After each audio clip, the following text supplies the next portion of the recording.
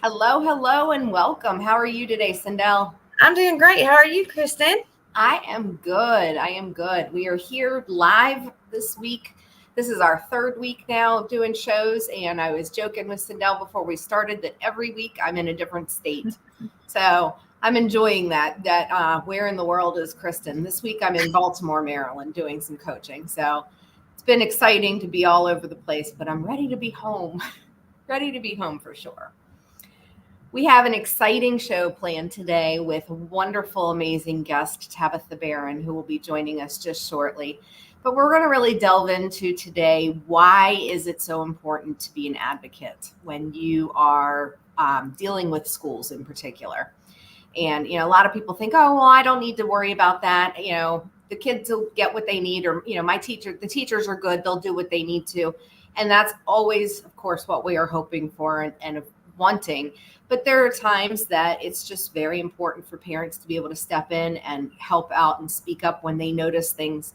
Teachers have a lot on their plates and a lot of kids on, that they're dealing with. So when parents notice things, it's always good to bring forth those concerns, and be able to advocate that your child may need some more support.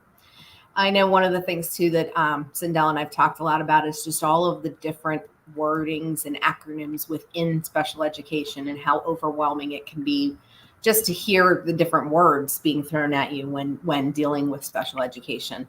Meetings have different names to them.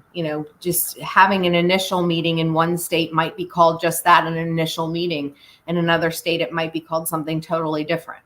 So it's just important to know what the language of your district is when it comes to special education as well.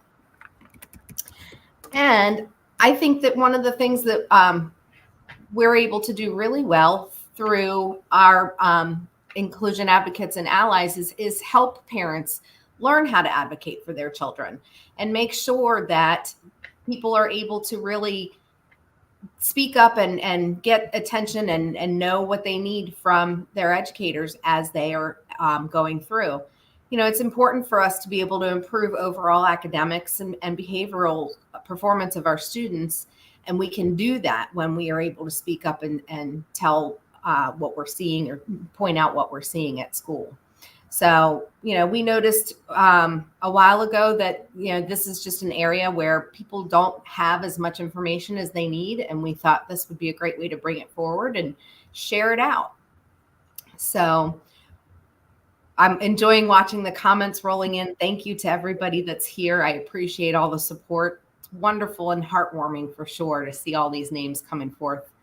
I know, Sindel, you're helping me with all of that. I love it. It's wonderful.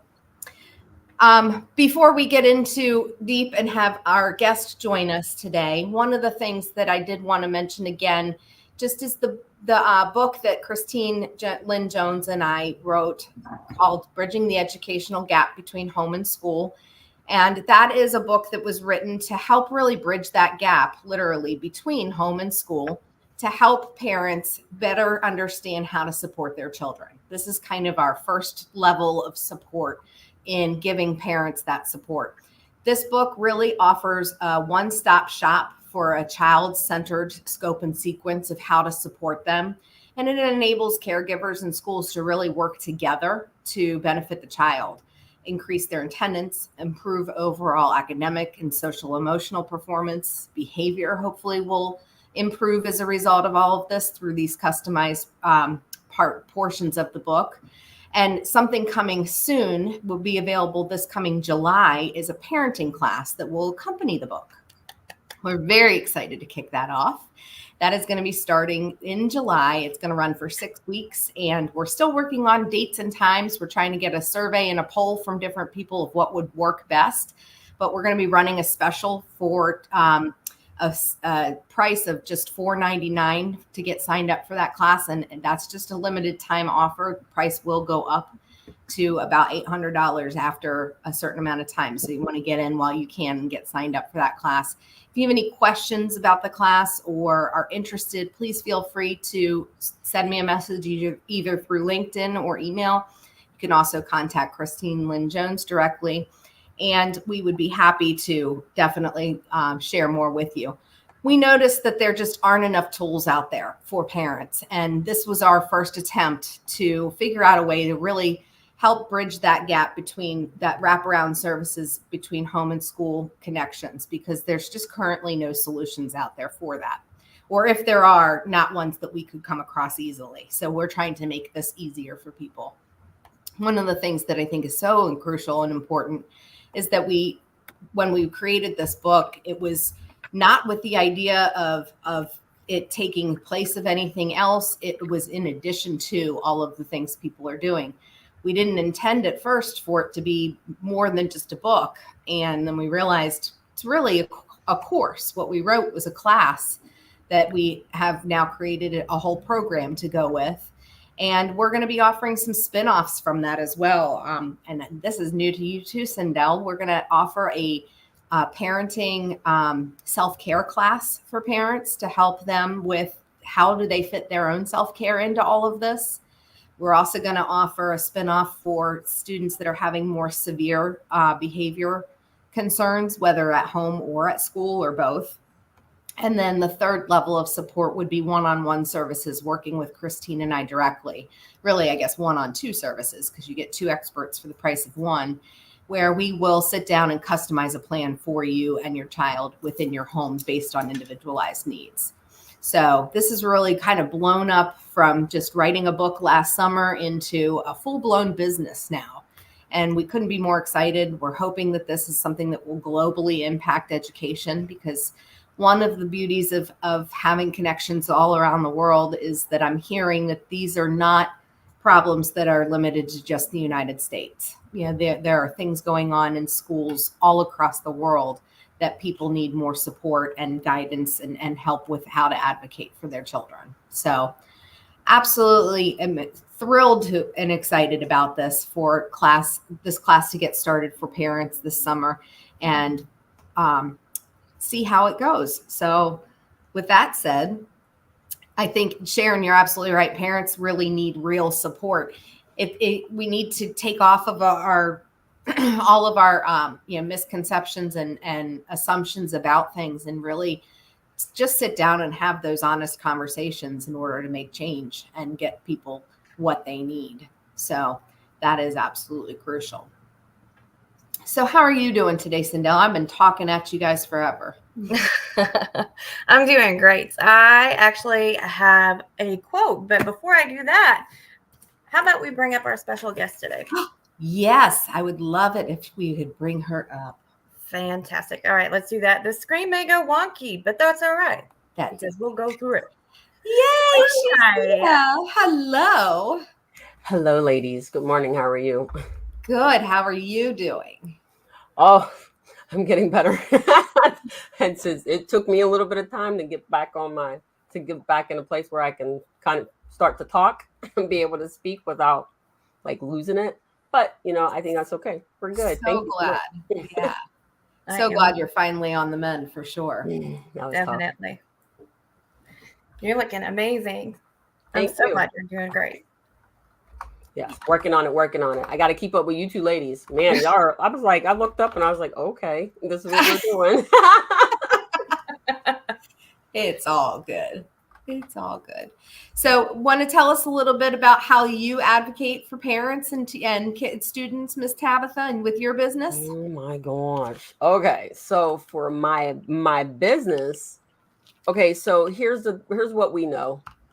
All these children go to school every single school year. Every single day. We send our kids out onto the bus, and our expectation is that we send our children to school. Those children will return back to us a little smarter and in the same condition that we left them. But unfortunately, that doesn't always happen. And so I created a platform that allows each child to effectively communicate their way home. So parents get a heads up and let heads up to say, hey, your kiddo's on their way home. And if they're going in the wrong direction, that's the time in which you can fix the problem before it turns into a larger one. I advocate in two ways. So one is I advocate for for accountability for the teachers. There are a lot of times in which the teachers or the dismissal teams are blamed for the decisions that the children do make. That is incorrect. When you spend enough time on the campuses, you actually learn that children go to school and they're taught to exercise their decision making, and they do. When they want to go home with their friend, they want to see a different school bus, they want to see a different area, they'll go and do that. So we want to make sure that we protect the teachers by allowing the parents to be part of something instead of being the point of contention. But we also want to advocate for the children, because there are some teachers who are so overbearing that they don't allow the children to be able to advocate for themselves, or to say, or to be able to communicate effectively. Hey, this isn't my school bus, or my mom is wanting me to ask you this question. And the responses that they receive in return actually shuts them down in a way where that impacts their decision making, or the ability to stand up and do that, right? So we advocate for the children to be able to have a voice. Children are little humans. They're not little dogs. They're not incompetent. They come with their own agenda, their own way of thinking, their own motivation, because they're their own beings. And for us to shut them down like that is not okay, and it impacts their adulthood. So I advocate for them. But then I also advocate for parents on the spectrum, right? So all of these families who have special needs students, whatever the classification is, I actually go in and I'm an advocate for them as well.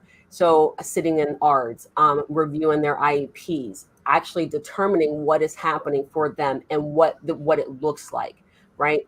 Because there's so many times a parent will go into an IEP or into an IEP meeting, and they're one, and then there's many that come to tell them how wrong they are as parents, how the school knows more than they do about the development of their child, which is an absolute nightmare. And it has derailed a lot of children who could have been much more in a much better place and position, because they had enough information and education to go out and be successful in their lives. Some of the special needs adults that we see today did not have to be they do not have to be reliant on some other people, had they been given the right tools and the right support in order to grow and be successful as a child. So when you talk about advocacy, that is my thing, right? The most vulnerable time of a child's day is always going to be arrival and dismissal to school. For whatever reason, people think that, oh, they went off, we're going to do that. But at the same time, that's an actual time where bullying happens, special needs kids get left and displaced, and then the average student also has those same challenges. So my advocacy is across the board, but it's primarily for the future, which is every single child that goes to school. And as you know, that sits about 50 million children this year. Mm. And I want to bring back, you said something about ARD meetings, which I immediately jumped on, because we were talking right before you came on the show about all those acronyms within special education, in particular. ARD meetings in Texas, what does that stand for there? Annual review determination. Yep. And that could be called a periodic review, a special review, an annual review. I mean, every state has something different, and even district to district. I worked in two different districts next door to each other here, or not here, but in North Carolina. And when I was switching districts, I was absolutely blown away at the number of acronyms that were totally different. And it was, literally two counties right next door to each other.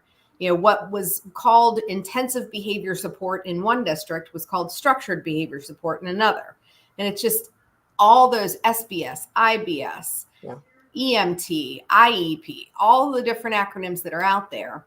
So that one of the things that we hope to do over time is really bring some clarity to that.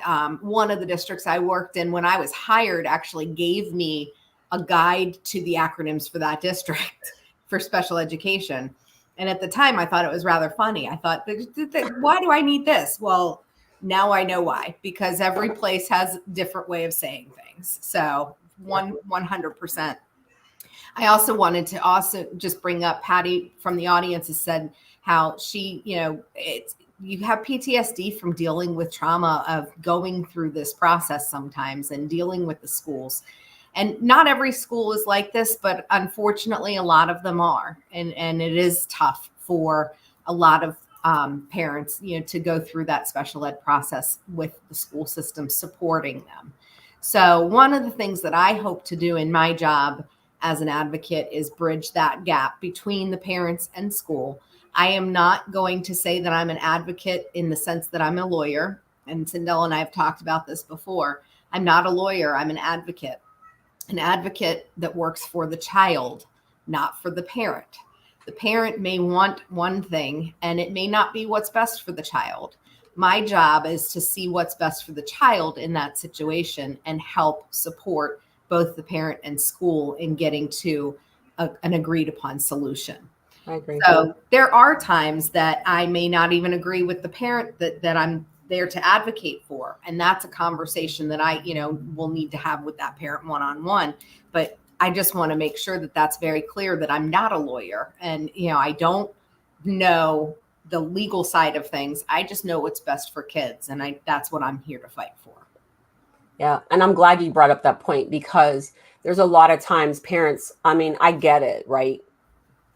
Parents, as the parent, we know best up until we don't, right? And so the thing about it is that we know what's happening in our households. We know how the child is melting down at home, how the child is behaving at home. We understand because we work with them. We know when they can count to 100.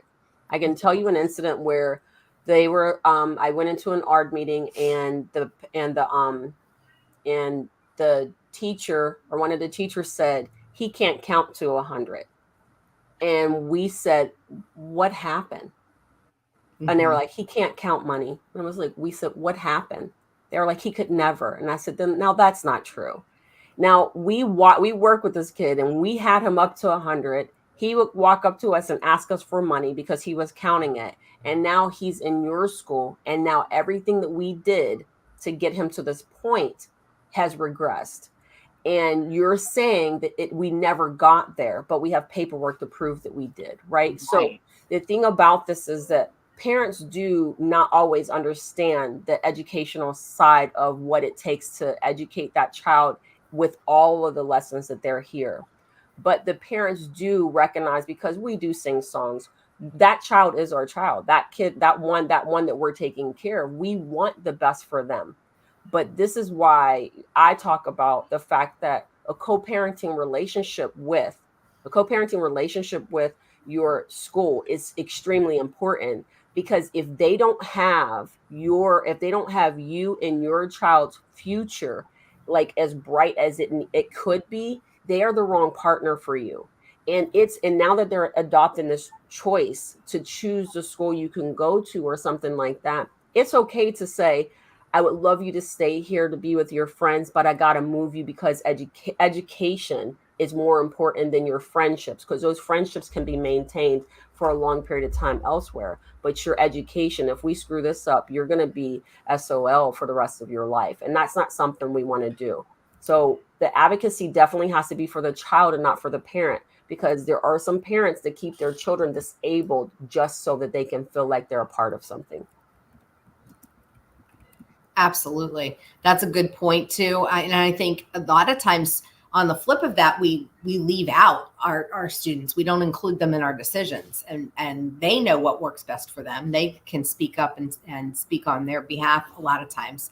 I think that you made some really valid points too, that we make assumptions, and when I say we, I guess I'm still speaking from the side of the school system. School systems make assumptions sometimes about students when they're coming in. They look at, a quick file review or look at some testing and think that encapsulates the whole student. And it really doesn't. There's a situation right now, I'm working with a client where the student has been in 7 or 8 schools in just 6 years. And there are so many mitigating factors that are playing part in this child's education struggles right now. One of the main ones being that there's a lot of trauma outside of school system, outside of the schools that he's dealt with, that's bleeding over into the schools. Well, he's in a brand new school this year, And they looked at just his testing and made assumptions and put him in a class based on his academic testing without knowing all of this other stuff that really is impacting him. And he's in a program now based on being in a situation where, he can hopefully be supportive, be supported in the right way academically, but socially and emotionally, he's in a program with kids that are at a totally different level than he is. So he's taking a big hit to his self-esteem and his confidence in himself, because they have him in such a restrictive program right now. So being able to get the kids to speak up too. But how can you get them to speak up with adults who refuse to listen? Right. So I'm so glad you said that, because at the same time, what I will say is that I believe that if you are in special needs, and you're an instructor, teacher, para, any of those, I firmly believe that every single one of them should be going through SEL training for themselves, not for the student. I think that you need to have it for yourself, for the staff, so that you can stop spewing your frustration and garbage onto the children. Because when somebody walks up to you and just starts screaming at you for no reason in the grocery store, right? That upsets your apple cart. That upsets your body, right? And so when you go home and you're talking to somebody, you automatically just start rah, rah, rah, rah, rah, right? Yes. And that has nothing to do, you're upset, your body being that upset has nothing to do with the person you're offloading on. So if you're doing that in your personal life, that means you as a teacher are doing that in your professional life. And because you have access to so many different children, it is time for you to go. If the school's not going to give you SEL training, you need to solve that for yourself, because you're sending that garbage home with us as parents. And now we're angry at the school for something that you could have controlled and helped, right? And so I remember being going to work, and I had this manager, and he was like, I don't like being in jobs that make me so angry that I go home, punch my wife, and kick my dog, right? And I was like, wait, what? Right? But what he was explaining to me was exactly how people are feeling when you go to work all day and they just wind you up like that thing, whatever, I can't even remember what it is, that crank, they just crank you up, and it's just like, you're so tight. And then your child brings home a note from the school or something crazy. The next thing you know, you're like, what is wrong with you? Spew. And so that's when I learned I had to start going to school, because I was like, pause, you're not going to keep on offloading this crap on my kid and coming on to me, because I don't do that. I normally tell mine, move to the side. I have to work out some things first before we can have conversations. Yes. We have to be the better adult and teach them a better way. Absolutely. An escalated child cannot de-escalate an escalated adult cannot de-escalate an escalated child. I think it's hysterical when you see a child doing something and they're all worked up and they're having a meltdown, and the adult is screaming at them, stop it, pull it together, you shouldn't be doing this. All that's doing is making it worse. And as a specialist working as a behavior specialist for years, I 9 times out of 10 felt like I would get to a situation and need to diffuse a problem between a teacher and a student that was teacher directed, that the problem was being created and stirred by the teacher, not the student. So it was me getting the student to walk away as quickly as I could get them to walk away so that the adult could calm down, because a lot of times they just fly off the handle and that's it. They don't see it for what it is. Yeah. I know, I get it. So I'm glad that we're doing this. I mean, and you and I are getting ready to collaborate on a big one, right? Yeah. That one kind of took me out of the box. That was hard. There's a lot of things that parents don't know, and I'm going to say right now, parents, if your child comes home and tells you that somebody is hitting them, believe them the first time. Don't wait 2 and 3 times to believe them, because children do lie, but only when they're taught to lie, right? And then on top of that, if they're telling you this, it's better to investigate and on the safe side than to believe that it's not true and let it lie. Yes. We do have a parent who did that, and it turned out that teacher was physically abusing a child, right? Parents, if your child comes home and tells you that they took my panties, they took my underwear off of me, or they took me in a bathroom and they took pictures of me, right? Believe them. Pay attention and start investigating, and then start filing charges. Because here's the thing. So if you think about the way the systems are set up, they're set up for protection. When a person is raped or any type of sexual an accusation of sexual abuse has occurred, they will take you to a different group of people and they will process this situation. But when you have it where they do not do that and the teachers take it upon themselves to do that, they're in clear violation, and the pictures that they take end up on their cloud, which is a clear child pornography case. And that is a problem, and it is a crime. So if you think for 1 minute that it's acceptable for your teacher to take pictures of your child in an inappropriate way on a physical phone, think again. Doctors use cameras, not digital, not things that go into clouds or into places. They use medical professionals to take pictures or to examine. They do not use teachers, parents, and police officers. So trust me, listen to your gut, listen to your intuition that says something is wrong with that situation. Pay attention to your kid, because I'm telling you, they're the ones that are having those challenges. You have to figure out who you want to fight for, and stop being so doggone busy to pay attention. Yes. Because busy does not mean that the child has to go to the wayside. The child is first. You brought that child in. So if your home foundation is not right, the rest of your life will start to fall apart. Absolutely. And you bring up valid points that listening to your child is so key. They don't naturally come home and just make things up and tell you things. It's really important to make sure that you're paying attention to them. Scott brings up a valid point there too. He says, kids need to know it's okay to speak up for themselves, even if their mom or dad doesn't want them to. That's something I saw all the time as well, Scott. Yes. Kids that were afraid to say anything because mom and dad didn't want them to, reveal family secrets or talk about things that they didn't need to be talking about at school because those were not school issues. Well, school and home issues overlap so much. Ollie brought up earlier the Venn diagram concept of how many shared responsibilities we have.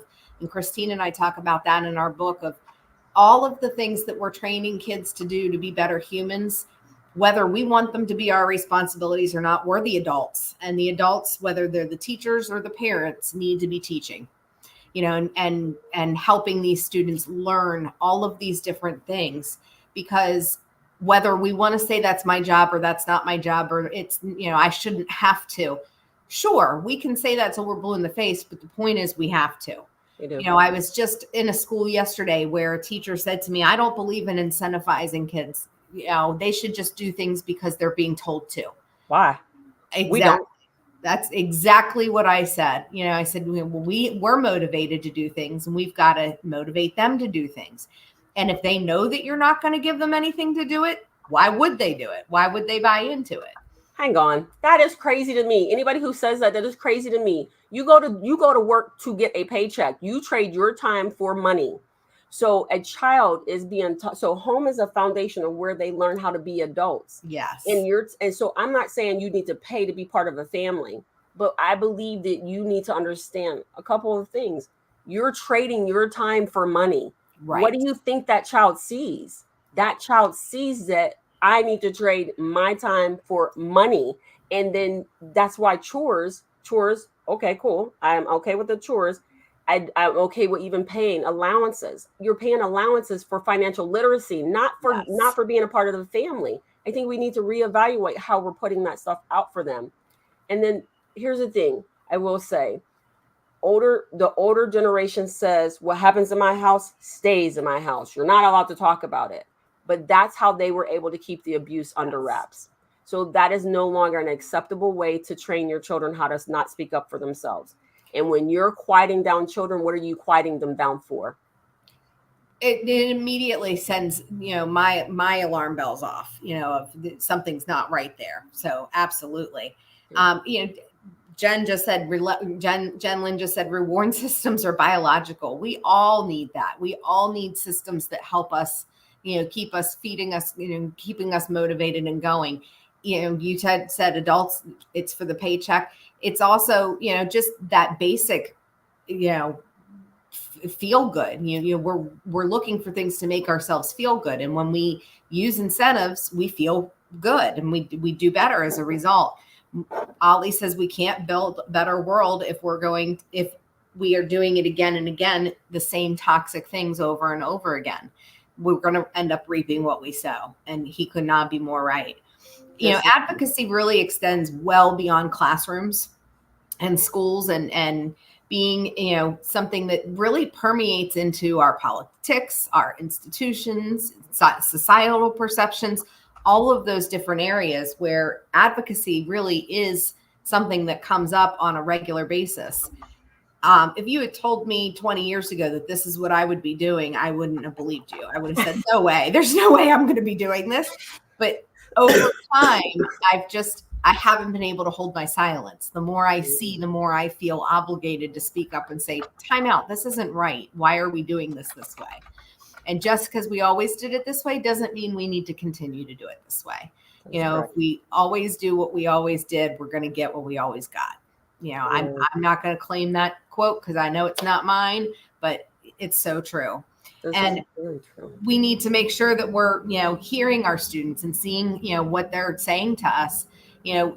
There's nothing that makes me panic more when I hear a parent that says to me, oh, well, my child doesn't know that they have a disability. I don't want to tell them because it'll upset them. It's the worst thing you can ever do because you can't accept the reality that that everyone else refuses to accept either. Absolutely. And all we're doing is sending a message to the kid that they should be embarrassed by this, that this is something that they should not want, and that there is a stigma attached to it, so much so that we're keeping it from them. When we then have a child that's going into middle school, and, middle school has to do things much different than elementary schools. A lot of times, when we go to give kids tests, if they need, a small group setting, you can't do that in a middle school classroom. So the child naturally has to be pulled out and taken to another room, which, is the way that it is. Well, I've had multiple parents come back very upset because their child was, quote, singled out and embarrassed because they were pulled to another room. And in almost every case, it was a situation where if the parent had told the child or let us tell the child what was going on, we could have avoided some of that embarrassment and panic from that child, in that situation. Yeah. So, I you know what? I gotta go. This is a great conversation. I do have to do my other show too. But I want to come back because I think that this is a good platform for us to be able to have well, not me personally, but I want to come back because I think that this is good for us to be able to start to dissect some of the things that are important to help solve for parents. There are things that parents do not know or understand about the education of their child and the engagement that happens out of their eyesight. And here would be a good opportunity. I feel like you ladies are doing a great job of bringing awareness to an area where everybody's trying to shy away from it, shining the light in dark corners. And I do appreciate you. I appreciate you taking the time to come on today, and we will most definitely be having you back. That is not even a question. Thank you much for joining us, and we'll see you soon. Thank you. On that note, while we are finishing up today, I just wanted to bring back that conversation to the inclusivity that is created and that is the goal of an advocate. It is a fundamental principle that really is going to shape our society. So being able to spotlight advocates and highlight for people the work that advocates are doing, whether it's in schools or other places, is just so crucial. One of the things that as I do as an advocate on a regular basis is collaborate with other educators and parents and even policymakers, that are trying to develop those personalized education plans for the children. But in addition, like we've been talking about, collaborating with the child and talking to the child is the first step. Sitting down and asking them to tell us, what is it that you need? What would you benefit from? What helps you? Can be so powerful. When I was working as a resource teacher and had students that were self-contained with me, one of the things that I used to do is have them attend their IEP meetings because I felt it was crucial that they be a part of that conversation. And one year I had put together, an IEP and written goals and accommodations and all of the different parts that go together for that plan for a child. And the child came in and sat down in the meeting to participate. And when I got to the accommodations portion, I started to share some of the accommodations that I had put into the plan for him. And he very tentatively put his hand up and said, that's not going to help me. Can we change that? And in this particular situation, it was being able to audio record any lectures so that he would be able to go back and listen to them again. And I said to him, sure, but I would love to know why you don't think that's going to help you so that we can understand better. And he said, well, I'm a visual learner and I would do better if I got copies of the notes that I could see versus being able to listen to the recording again. While the recording would be great, it would be more beneficial if I could have copies of the notes. I tell you what, as an educator, there's nothing more prideful than hearing a student be able to speak up on their behalf and advocate for themselves like that. In this particular situation, this was a student getting ready to transition to another school, and the other school was present and saw him in this meeting and set him up for such success because he had a chance to go in and speak on his own behalf and say, this is what I need and this is what I would benefit from. Advocates are champions of change, and the first and most important advocate is you in and of itself. So making sure that you are always standing up and advocating for what you believe your needs are is absolutely crucial. Another thing too is advocates really are hopefully inspiring us to look beyond the disabilities and see the strengths and potential that every student and every individual has. Because one of the things Tabitha always says, and I wish I had gotten her to say it while she was still with us, kids with disabilities are kids with superpowers because they have to overcome so much more than most. So having that availability to be able to really speak up and stand up for themselves is just absolutely crucial. So we need to make sure we're celebrating those contributions that those students are giving us and speaking up in the meetings. Recognizing the importance and reaffirming for our students on a regular basis the commitment that we are giving them in giving them an inclusive world where every individual can thrive. I think that's just absolutely one of the best ways that we can make sure that we're continuing to really have a diverse but equitable and inclusive environment out there. Great question from the audience. Scott said, how old do you think a student is old enough to attend his or her IEP meeting? I have actually had students as young as first grade attend their meetings. Now, when I say that, I'm not saying having a 6-year-old come in for an entire length of a meeting, but for a portion of the meeting where you're talking about their plan, having them come in and being able to explain to them, what the meeting's for. It really depends on the child. I think that the level of anxiety or nervousness that a child has can kind of gear whether or not they're able to handle that kind of meeting. The other thing is I always have a pre-meeting with the student to talk about it and tell them and explain what they're going to experience to see if it's something they'd be comfortable with.